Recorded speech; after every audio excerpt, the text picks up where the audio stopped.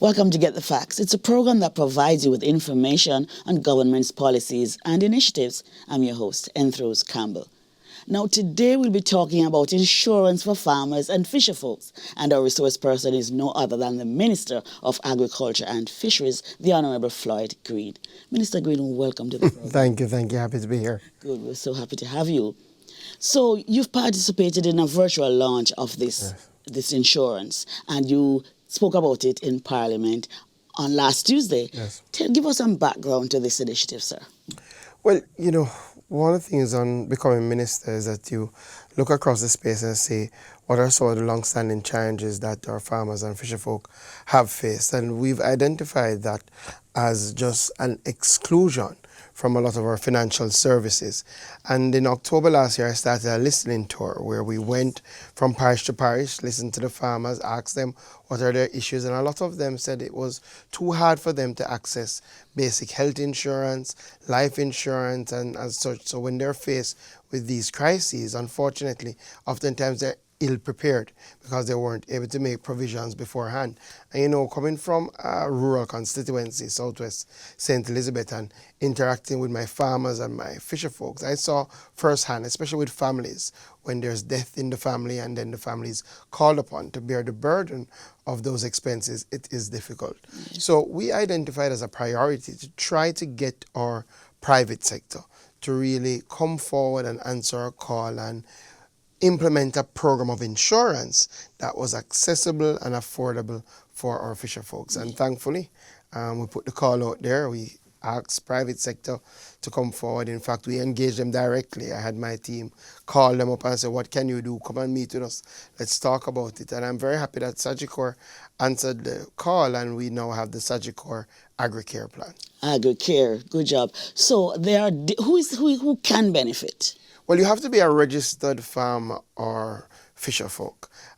Registration is done depending on which one you are through our various agencies. So for farmers, you go to the Rural Agricultural Development Authority, you register as a farmer, there's a process, sign up the form, they will come and check to ensure that you're a bona fide farmer. For our fisher folks, you go to the National Fisheries Authority. Again, for each of these agencies, we have offices in every parish. Mm-hmm. So you go, you sign up, you pay the licensing fee, the registration fee, they'll do their verification, and once you are a registered farmer or a licensed fisher, then you qualify. If you're not, unfortunately, you cannot qualify. But they can register before the March Absolutely.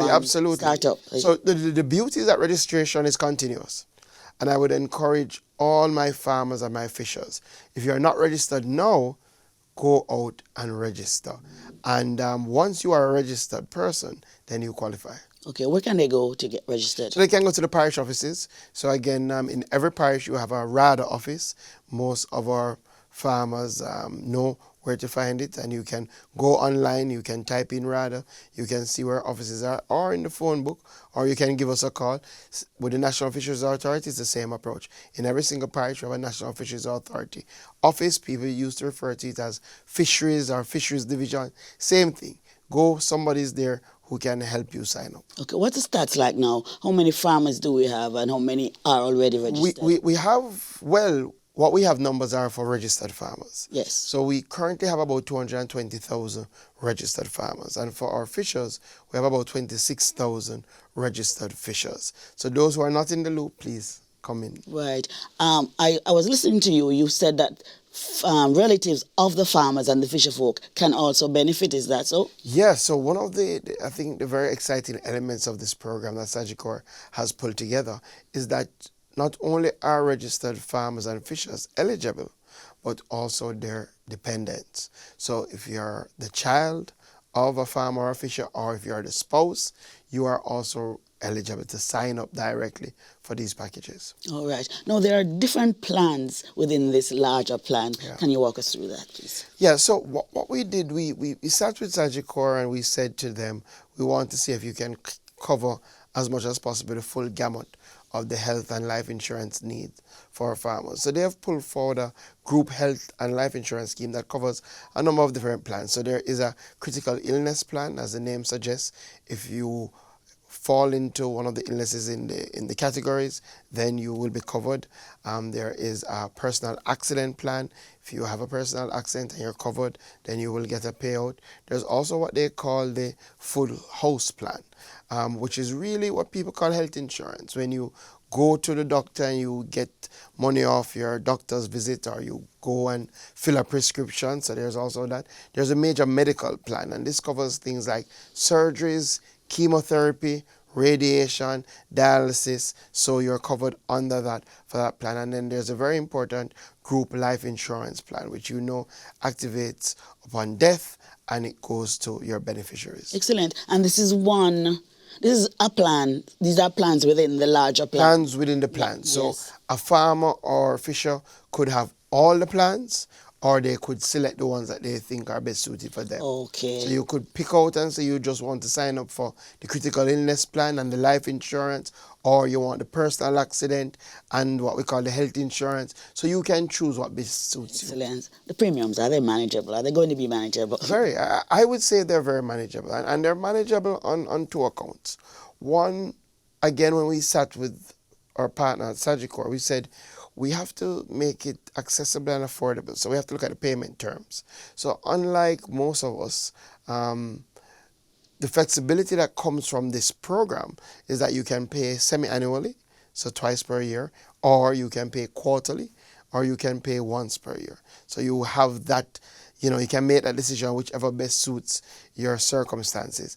More importantly, we've really worked to keep the prices down. And just to give you some examples. So let us take the life insurance, or let's start with personal accident. Our personal accident plan, for coverage of $1 million, so a payout of $1 million, a farmer or fisher would pay $2,605 for the year. So that is $600 a quarter, $1,000 little bit half yearly if you decide to pay. So $2,605 For the year. For the year, you would get $1 million coverage. So if something happens, personal accident, so it happen. And that's what we use with most of our packages. Our critical illness, one of the things that we've also done to make it even more manageable is that you can decide the amount of coverage. So we have bands. So you could take $1 million coverage, $750,000 coverage, or $500,000 coverage. So let us take our group life insurance. For less than $1,000 a month, you could be covered to the tune of $1 million. So upon death, your beneficiaries would have $1 million towards your funeral expenses, and that is upon paying less than $1,000 a month. Okay, all right, we're going to take a break now. We're going to come back. We're talking about insurance for farmers. We've come right back with more useful information. Stay with us.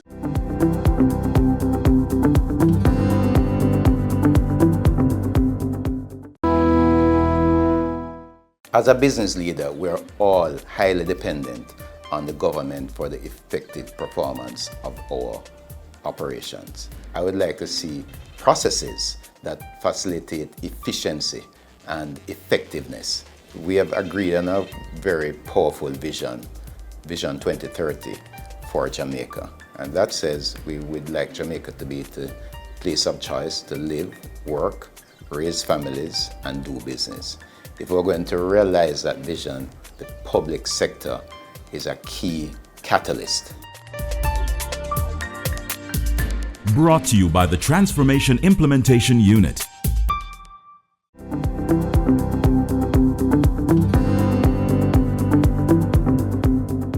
Welcome back to Get the Facts. We're talking about health and life insurance coverage for farmers and fisherfolk with the Minister of Agriculture and Fisheries, the Honourable Floyd Green.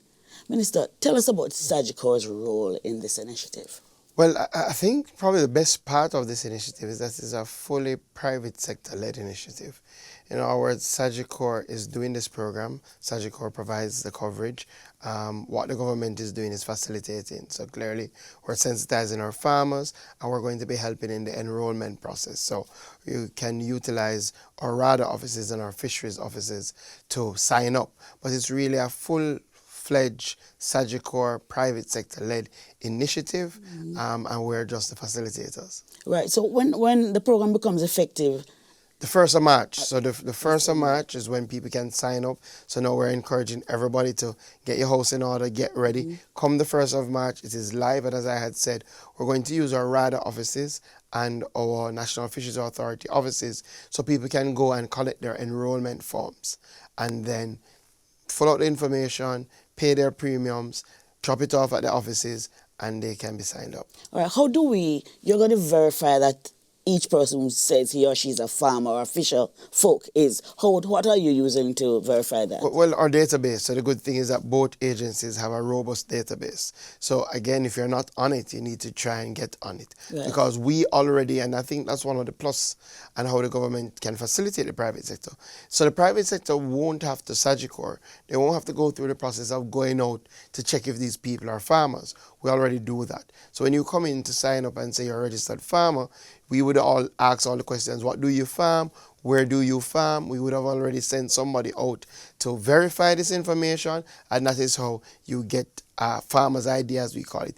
And it's the same process in relation to signing up for as a fisher. So we would have already done that verification. So once you come in and collect the form, we will just verify it against our database to ensure that you're on our database. Let me talk a little about the fisher folk.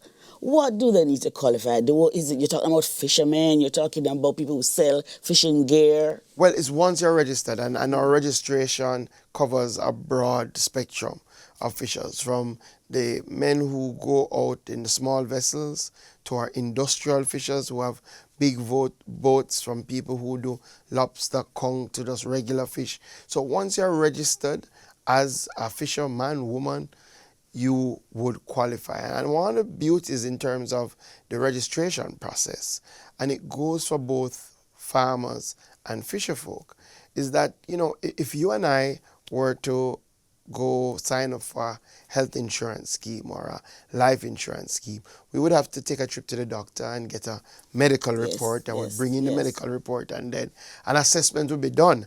And that is how they would ascertain our premium, because they're going to look at our individual risk. I think the beauty of this approach and the group approach is that starting the 1st of March, there will be an open enrollment period for 3 months. What that means is that all our farmers and fisherfolk need to do is provide the registration information, provide their premium, and they need no medical report. They still will be signed up.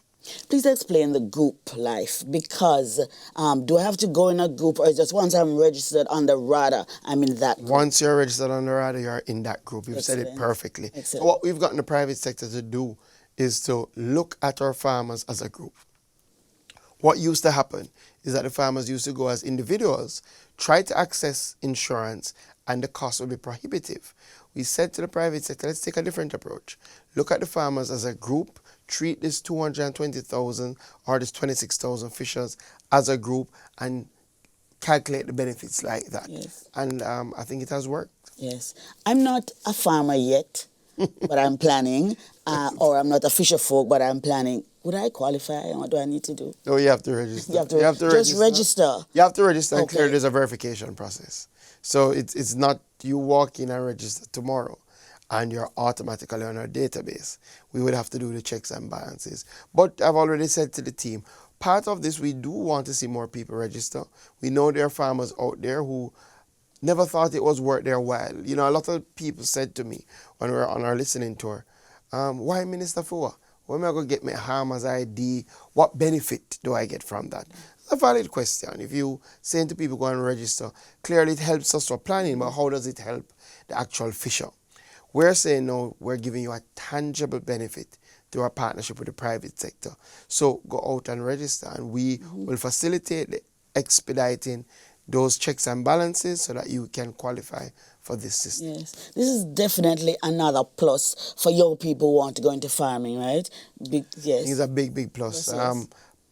Part of our overarching vision is for people to see farming and fishing as valid professions. Oftentimes, despite the fact that they are the backbone of our society, despite the fact that they provide food, that literally put food on our table, oftentimes we still treat the profession as secondary, as not so important. And when our children are in school and are dreaming of what they want to grow up to become, they're not really encouraged to go into farming or fishing. We think this life insurance and health insurance scheme does help us to validate the profession.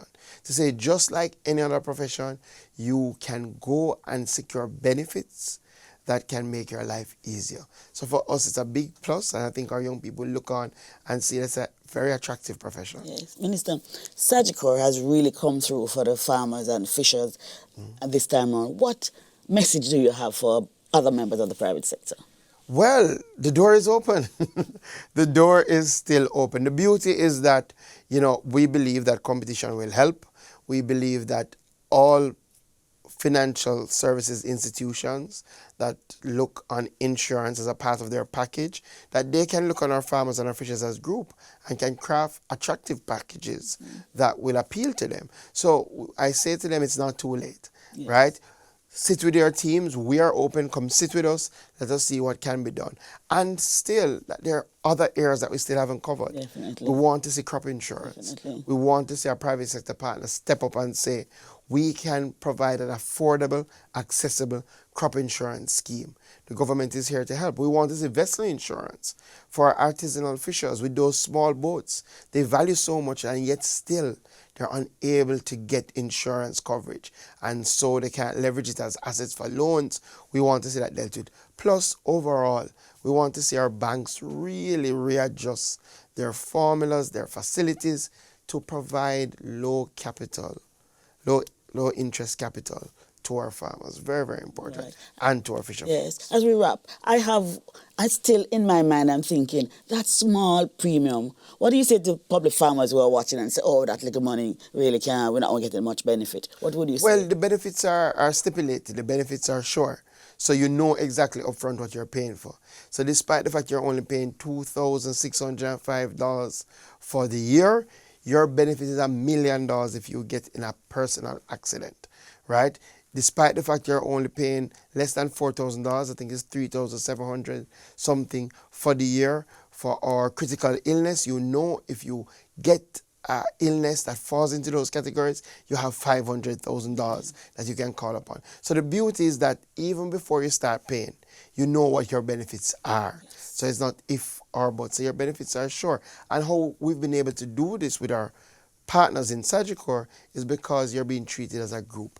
You are part of a bigger fraternity of farmers and fishers. And I think for the first in a long time, farmers and fisher folk are getting the regard, the respect that they deserve. Thank you so much. As we wrap again, I say that again, your message to the farmers Sign and up, the fisher folk. sign up, sign up, sign up, sign up.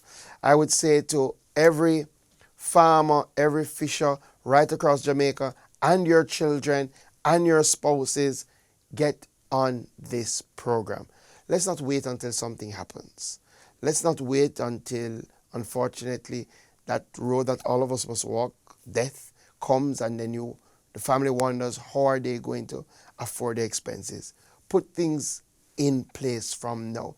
And the beauty, it's manageable, affordable, and I know, even in tough times, you can get it done. So you are already the most resilient people in the entire world. Now we're giving you some protection. Thank you so very much, Minister. You've heard it right here on Get the Facts. Our guest was the Minister of Agriculture and Fisheries, the Honourable Floyd Green. For more information on AgriCare, the insurance for farmers and fishers, visit their website. Until next time, when Get the Facts brings you, as always, more useful information. I'm Enthros Campbell. Thanks for watching and take good care. Farmers and fishers, sign up now.